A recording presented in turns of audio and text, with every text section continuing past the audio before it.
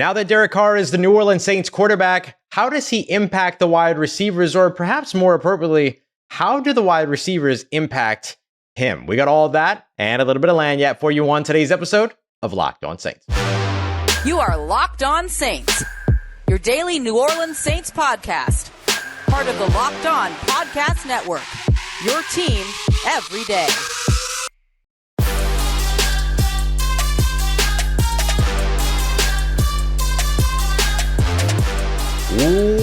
What is good, Who Dat Nation and Who Dat family? Welcome into another episode of Locked On Saints, your daily podcast covering your favorite team, the New Orleans Saints, part of the Locked On Podcast Network, your team every day. Thanks so much as always. Make Locked On Saints your first listen of the day every day. Don't forget, we're free and available on all of your favorite podcast apps and on YouTube as well. I'm your host, Ross Jackson, at Ross Jackson Nola on Twitter, your New Orleans Saints expert, credential member of the media, CrescentCitySports.com, USA Today's Saints Wire, Tuesdays on Locked On NFL, and here with you every single Monday through Friday, and then some on Locked On Saints. In today's episode of Locked On Saints, the Atlanta Falcons, what is going on? Not interested in Lamar Jackson. I've got one big idea for a reason why. We'll also take a look at the players that Derek Carr could potentially recruit from his recent former roster in Las Vegas.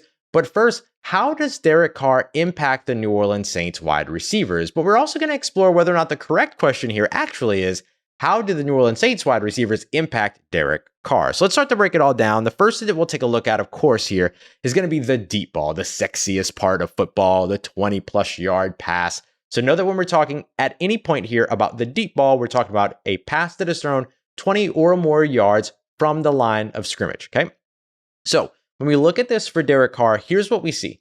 71 attempts in 2022. 24 of those were completed for 11 touchdowns and 4 interceptions. Pretty good. However, there are some more granular numbers to look at as well. Passer rating, for instance, in that area of the field, 95.8 passer rating, not bad, but 10th out of the 19 players that are a part of this group. And that includes all the quarterbacks who threw 50 or more deep passes, 20 plus yards down the field. We also see a 33.8% completion percentage deep. This is where things get a little bit concerning. 18th out of the 19 quarterbacks who threw 50 or more passes to the deep area downfield. By the way, Tua Tagovailoa was number one in this category with a whopping 54.5% completion percentage that far downfield. That's really impressive. Derek Carr, nowhere near that, but pretty close to last when it comes to the number of attempts. But there might be a reason, and there's one that we can identify pretty quickly here. His 14.3% drop percentage, i.e., that's the percentage of passes that players that he was targeting down in that downfield area dropped on target passes. So 14.3%, quite a bit there. That was the second highest amongst those 19 players, behind only Trevor Lawrence. Now, those were 4 drops, which means that there were 28 on-target passes out of the 71 that he threw. So he threw more on-target passes than he completed downfield, but not by much. That makes him 24 of 28 on those throws if they were exact. Some of them don't entirely overlap. Some off-target throws might have been a part of that reception category. Some out of structure throws or outside of the body frame throws might have been there, which aren't necessarily off target or bad throws. They're just not right into the lap of the player, right? Or right into the chest of the player or whatever it is that you're looking for. But that is nearly a 40% on target percentage of downfield throws. So let's compare that number real quick, most immediately to Andy Dalton, who the New Orleans Saints had for just about as many games as Derek Carr. Remember, Derek Carr was benched with 2 games left when the Las Vegas Raiders effectively made a decision to move on from him. So instead of 40% of on-target throws, Andy Dalton threw just 31.5% of his passes 20-plus yards downfield on target. So that was 12 out of 38. So one of the things that you can see here is that even though they're both pretty comparable in terms of passer rating, 95.8 for Derek Carr, 84.5 for Andy Dalton, but still ranks relatively in the same place as Carr's group of 50-plus passes downfield, Dalton's group of 30-plus passes downfield. The 26.3% completion percentage by Andy Dalton is pretty bad. It was 29th out of 29 in his group. But remember, Derek Carr was 18th out of 19 in his group with his 33.8% completion percentage. So it's a lot of numbers here, but let's kind of get to the bottom line in terms of comparing what Derek Carr could potentially do with the wide receivers. That's how he sets up deep. But the good thing to note here is that the Saints receivers, Chris Olave and Rashid Shaheed, though being referred to oftentimes as deep threats, produced in other areas of the field and actually produce more in other areas of the field. Let's use Chris Olave, for instance, who had 7 catches downfield for 263 yards and 1 touchdown. Only a 49.2% or 49.2 passer rating when targeted. Not a lot of those on target, though. Something to keep in mind there. But in the short and intermediate area, that's where Chris Olave did a ton of his work, particularly in the intermediate area, which is defined as 10 to 19 yards downfield of the line of scrimmage. He had 33 catches, caught 75% of his passes down there, 515 yards, a touchdown, but also converted 29 first downs in that area. And that's pretty big because that was one of the things that helped to separate Chris Olave pretty quickly from the rest of his rookie class was how reliable he was when it came to picking up first downs, converting third downs. The Saints converted more times than not on third down when he was targeted throughout the majority of 2022. So that connection between what Derek Carr can do in the intermediate area as well as what Chris Olave could do in the intermediate area is really helpful. And if you're curious about what it is that Derek Carr does get done in the intermediate area, in 2022, he had an 86.5 passer rating in that time, but that was in Josh McDaniels' offense, which we know doesn't work very well in the NFL. 1 year ago, when he had an interim head coach, John Gruden was let go mid-season. It was all turmoil in Las Vegas. 110.6 passer rating in that area. Much, much better. I don't think Derek Carr all of a sudden won't be a good quarterback in that area as he has been throughout his career. Similarly, we can look at Rashid Shaheed. Yes, Rashid Shaheed was nearly perfect. In fact, he pretty much was perfect when targeted downfield. He was targeted 7 times, 20 plus yards downfield, caught 6 of those passes. That's an incredible conversion rate. 2 touchdowns, averaged a whopping 47.3 yards per catch when targeted downfield. A perfect passer rating of 158.3 when targeted, but also had a 118.8 passer rating when targeted in the intermediate area, and picked up the second most yardage that he had in the short area because of his ability to get yards after catch. He caught 11 passes, 0 to 9 yards, so ahead of the first down markers, but consistently picked up 5 yards on average per catch in that area, which means he was turning 5-yard catches into 10-yard catches, 3-yard catches into 8-yard catches, or 9-yard catches into 14-yard catches. That little bitty stat, that half of a first down's worth stat, matters so much in today's NFL game, especially when you consider Derek Carr's heat map is short, intermediate, and in particularly taking advantage of what's given to him over the middle of the field, as well as out on the perimeter in the short and intermediate game. So that's where guys like Michel Thomas all of a sudden become really important, because you have Michel Thomas, who's somebody who can contribute in the short and intermediate area. Those are Derek Carr's strengths.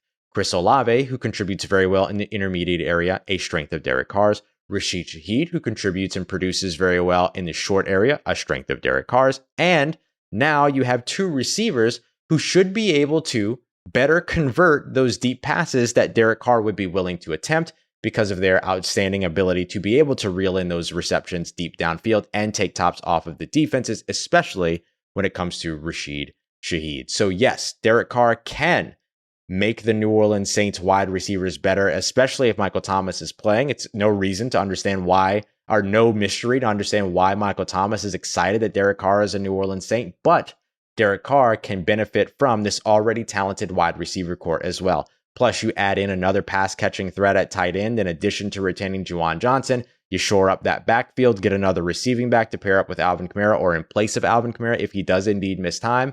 And bam, you've got an offense that can very, very well complement one another. Just got to get the play calling part right. And if you're able to run the offense throughout the season that you've built over the course of the offseason, that should inherently get better. But it doesn't stop there. Those aren't the only players that we might see Derek Carr throwing passes to, or Derek Carr's former teammates even could potentially end up on the roster on the defensive side. So who are some of the best players that Derek Carr could bring with them? Remember how I talked about that pass-catching tight end? Well, one of those guys could travel to New Orleans with Derek Carr in free agency. Got that coming up for you as we continue on with today's episode of Locked On Saints, part of Locked On Podcast Network, your team every day. Today's episode of Locked On Saints brought to you by our friends over at FanDuel, America's #1 sports book app. It is safe. It is secure. It is super easy to use. And if you've never used it before, it's actually pretty good for you. Pretty good for you if that's the case, because you get that no sweat first bet of up to $1,000. Those are bonus bets that can come back to you if your first bet doesn't win. That means that there's no losing when it comes to your first bet on FanDuel. You can bet on the New Orleans Saints. The Saints just became the favorite in the NFC South. I believe they're the 4th best odds in the NFC Conference now after signing Derek Carr, because the NFC's really, really bad, and it takes one player to move you up those standings. Or if you really love the game part of it, you can lump in a bunch of bets for a bigger payout with same game parlays. All I want you to do is make sure you don't miss out on your no sweat first bet of up to $1,000 in bonus bets. You can get it by heading over to FanDuel.com/lockedon. That's FanDuel.com/lockedon to learn more. Make every moment more with FanDuel, an official sports betting partner of the NBA. All right, family, continuing on with today's episode of Locked On Saints, part of Locked On Podcast Network, your team every day. Appreciate you for making us your first listen of the day. Hey, look, Derek Carr, the Saints getting his contract done March 6th is huge because he's got a good relationship with a lot of players around the NFL. I mean, he's been in the NFL for 9 years, so he's developed a lot of connections, good friendships, things like that. And while I'd love to sit here and tell you that, hey, because Derek Carr joined the New Orleans Saints, perhaps the Las Vegas Raiders are going to be forced into trading Davante Adams, I'd love to tell you that. That's not going to be the case here, but the Saints could walk away with a couple of pretty good pass catchers that Derek Carr could court, as well as a couple of defenders that could help them over on the opposite side of the ball as well. Now, I want to thank John Youngerman over on YouTube for dropping a comment and naming a couple of players that he could see coming with New Orleans, which kind of inspired me to go a little bit further down this rabbit hole. So let's take a look at a couple of players. And we're going to start with a hometown guy, because it's not just about coming to New Orleans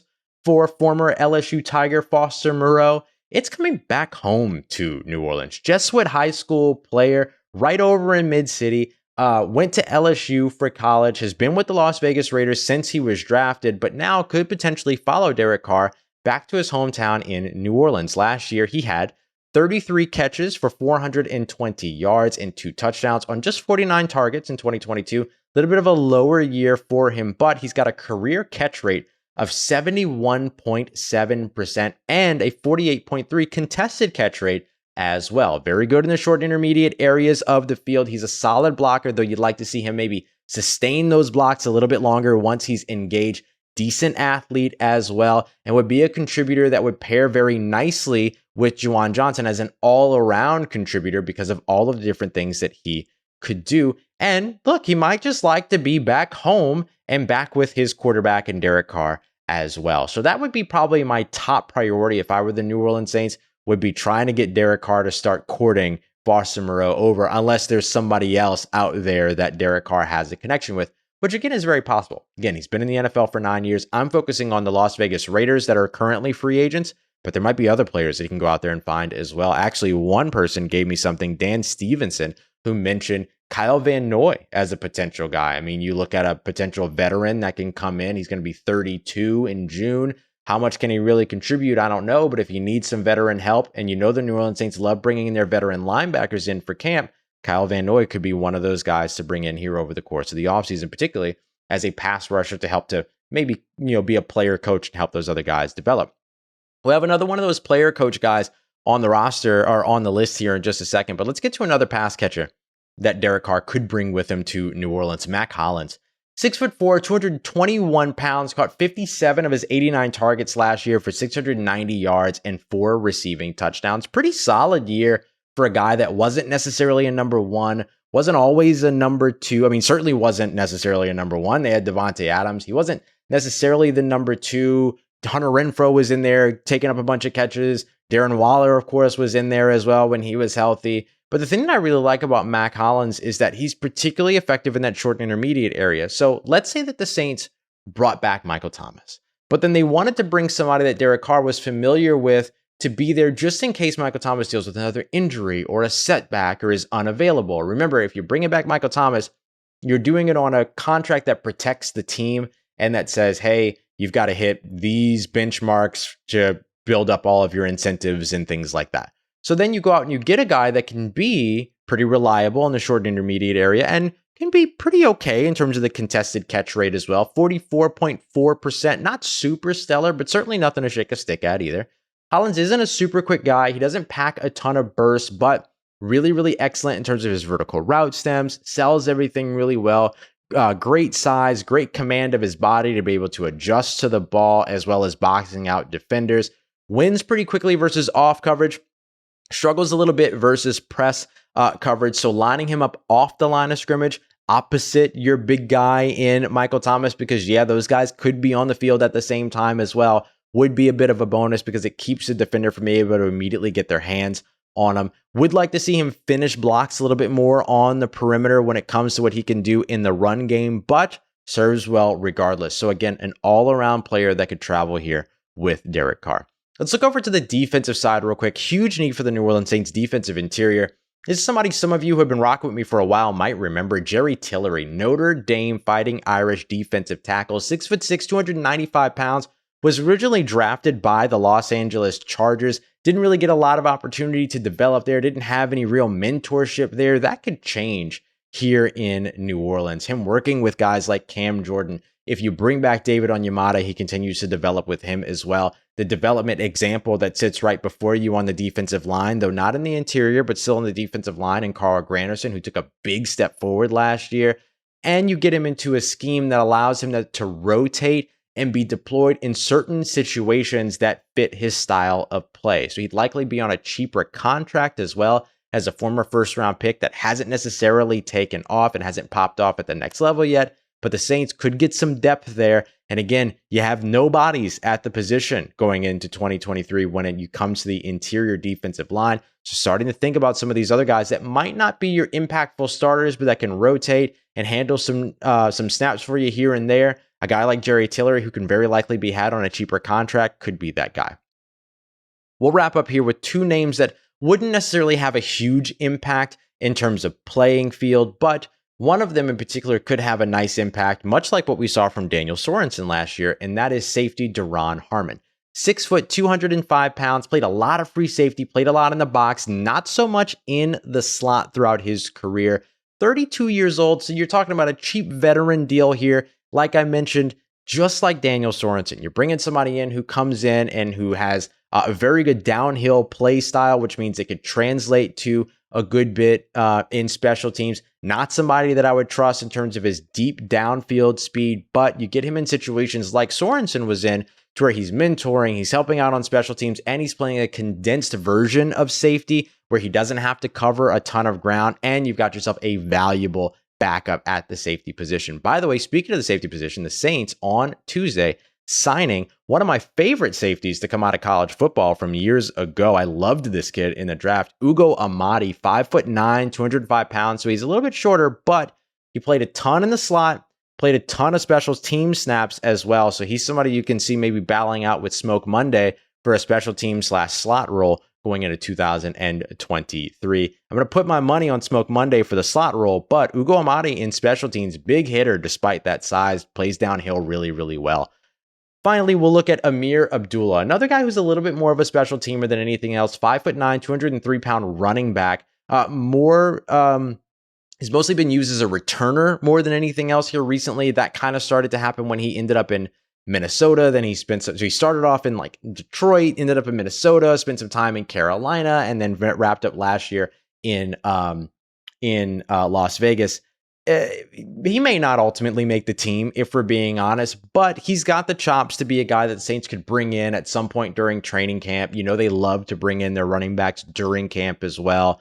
Hardly had any snaps on offense last year. Has changed teams a lot, all of that. But hey, he could be a body that you bring in, get a familiar face for Derek Carr in the building, have a look to see if maybe there's some way that you do find where he can contribute to you on the offensive side. And if nothing else, he just competes and continues to compete to help to make your other players better on the 90-man camp roster. But really the features here, Forster Moreau, Mack, Hollins. I could make an argument for Jerry Tillery as well, but those are just the guys that that Derek Carr has played with most recently, or has been on a team with most recently in Las Vegas. There are a ton of other guys that he's also been connected to. So we'll dive further down that rabbit hole later on this offseason as well. Coming up next, though, what's going on with the Atlanta Falcons not pursuing Lamar Jackson? I have an idea of why that's happening, but hey, as long as Lamar Jackson stays out of the NFC South, you, Saints fan, should be very, very happy. We got that coming up for you as we continue on to wrap up today's episode of Locked On Saints, part of Locked On Podcast Network, your team every day. Let's get it, Who Dat Nation. Wrapping up today's episode of Locked On Saints with one simple question. What is wrong with the Atlanta Falcons and the Carolina Panthers and many teams around the NFL, in fact? Tuesday, news broke, as expected, that the Baltimore Ravens were going to franchise tag Lamar Jackson. And as a part of that, they were going to place what's called the non-exclusive franchise tag on him. It's Wednesday, our midweek fundamentals. We usually try to define some terms for you so that you know what's going on. So let me explain really quickly what an exclusive versus a non-exclusive franchise tag is. Franchise tag is just a quick way to get somebody on a one-year deal, not allow them to be able to negotiate with other teams if the franchise tag is exclusive, which is a little bit more expensive. If you use a non-exclusive franchise tag, however, it acts the same way as like an RFA tender, kind of the same way we've been talking about Juwan Johnson throughout the offseason so far, where you can slap that non-exclusive franchise tag on them. They can still go out and negotiate with other teams.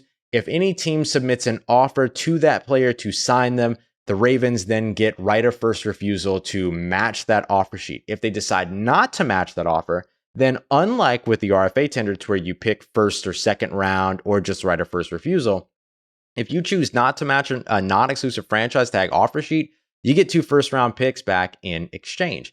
Now, this is really interesting because under no circumstances should Lamar Jackson be on the move for just 2 first-round picks. That's absolutely ridiculous. And so when you look at what's happening around the NFL right now, which is kind of this weird situation to where a bunch of teams are coming out and publicly saying, we're not pursuing Lamar Jackson, we're not interested in Lamar Jackson, we're not coming after Lamar Jackson, all of that.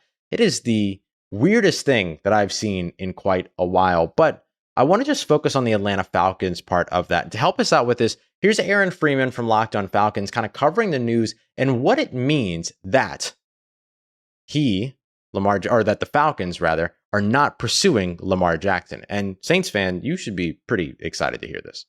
The Atlanta Falcons will not be pursuing Lamar Jackson. I'm Aaron Freeman of Locked On Falcons. According to multiple sources from ESPN, Fox Sports, CBS Sports, SI, The Athletic, and I'm sure others I've missed, the Atlanta Falcons are not expected to pursue Ravens quarterback Lamar Jackson now that he has been slapped with the non-exclusive franchise tag. It was expected with that designation, a team like the Falcons with ample cap space would try to sign Jackson to a new deal, knowing that they'd only owe 2 first-round picks if the Ravens elected against matching it. But it appears the Falcons won't be that team, increasing the odds that Desmond Ridder is their starting quarterback in 2023, but also means the Falcons may be having their eyes on using that first-round selection that they'll now be able to keep without pursuing Jackson on upgrading the position. For more coverage of the Atlanta Falcons' future quarterback plans, stay tuned to Locked On Falcons, part of the Locked On Podcast Network, your team every day. Okay, if you decide to go over to Locked On Falcons, all I'm saying is make sure, especially if you're on YouTube, that you let him know that you went over as a Saints fan and tell Aaron that his team is just ridiculous and dumb, because this is just wild to watch across the NFL right now. And so for you as a Saints fan, here's the thing to keep in mind. In terms of what Aaron said, this likely means that the Atlanta Falcons are ready to commit to Desmond Ridder being their quarterback in 2023, or that they might invest a first-round pick to try to upgrade at the position after seeing just one season of Desmond Ridder. In either case, that is just shambles town for the Atlanta Falcons, and probably for Atlanta Falcons fans who really love the idea of potentially seeing Lamar Jackson be their future quarterback. So there's a whole bunch of things that I can speculate about why this is the case, to where, why teams are publicly announcing that they're not going to be a part of it. I have my theory, and I'll tell you my theory, but I'm going to stay away from anything that's like accusatory because I just simply don't know. Like, I don't know if this is something that has anything to do with Lamar Jackson representing himself or his mom representing him or whatever that relationship is, or it's a collusion thing around the NFL. I don't want to get into that stuff because I just simply don't know enough to do that. But here's what I will tell you. Here's what I do know really well, and that's the NFL CBA, right? The collective bargaining agreement and contracts. what's happening here could be a response by the rest of the NFL saying, hey, Baltimore, we refuse to do your job for you. Here's what I mean by that. Baltimore very likely could have slapped this non-exclusive franchise tag on Lamar Jackson because they were simply tired of negotiating. They've been at this for a year or more at this point, and they're just tired of negotiating. And so there's a chance that what happened here is that Baltimore wants to prove to Lamar Jackson what his market is, or they want Lamar Jackson's market proved to them. Meaning that if the Atlanta Falcons spent all of this time, and I almost wish they would. Let me tell you that. I almost wish that they would. I wish Terry Fontenot would buckle down and dedicate the next week instead of worrying about other free agents. I know that other people would be worried about that, but the high-ranking official, I want him focusing on Lamar Jackson's contract, putting it together, submitting him an offer only for the Baltimore Ravens to say, thank you, Terry, for doing our job for us. We're totally comfortable with this contract. We accept that. We'll match it. Lamar Jackson's a Baltimore Raven. And I think to an extent, the rest of the NFL around Baltimore is turning their nose up and saying, fam, we're not doing your job for you. That's not about to be the case up in here. All of these teams are trying to get ready for their free agent pursuits and trying to keep their own in-house free agents and things like that. Why would you waste your time negotiating a contract for a high-level player, an unprecedentedly high-level player in an unprecedented situation, just to basically do it for him to end up on the team that he was very likely going to end up with all along? If that's the case, then I don't blame the Atlanta Falcons and other teams for turning their nose up at the Baltimore Ravens. If they're turning their nose up at Lamar Jackson, that's a different story. That, my friends, is what we call idiotic. Coming up in tomorrow's episode of Locked On Saints, it's Thursday, so I want to get back to taking a look at some draft prospects. So who are some good draft fits for the New Orleans Saints now that Derek Carr is in the building and the New Orleans Saints have a very clear vision in terms of what they're going to do at several positions around the quarterback. Great that they've got that taken care of, but now the rest of the work begins. Who could help them in the draft? We'll continue that as we continue our trend on Thursdays of breaking down draft prospects. I appreciate you, as always, making Locked On Saints your first listen of the day every day. Don't forget, for your second listen, to go and check out Locked On NFL Draft. Damian Parson, Keith Sanchez, bringing you everything you need to know about the biggest stories and biggest names in the NFL Draft, as well as the sleepers and hidden gems that can change your favorite franchise. Find it wherever you get your podcasts and on YouTube as well. Part of Locked On Podcast Network, your team every day. I appreciate you, as always, for making me a part of your day, part of your routine, for saying yes to me and the show. As always, if you see me, say hi. And if you need anything else around your New Orleans Saints, make sure you follow me on Twitter at Ross Jackson, NOLA. Hit me up. Let me know how the family's doing. Let me know how you're living. Let me know how you're momming them. And trust Who Dat Nation, I'll holla at you.